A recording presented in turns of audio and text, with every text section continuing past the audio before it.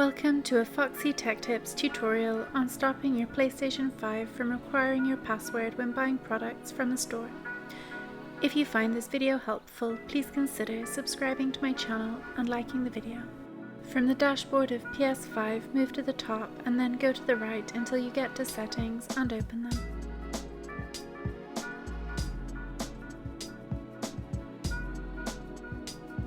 In Settings, open Users and Accounts. Select Account and then select Payments and Subscriptions. In Payment Settings, select Purchase Settings. Disable this option called Require Password at Checkout. From now on, when you try to purchase anything from the PlayStation Store, it won't ask for your password anymore. And that draws an end to this tutorial. Please like the video if you found it helpful and subscribe to Foxy Tech Tips for more PS5 tips and tricks.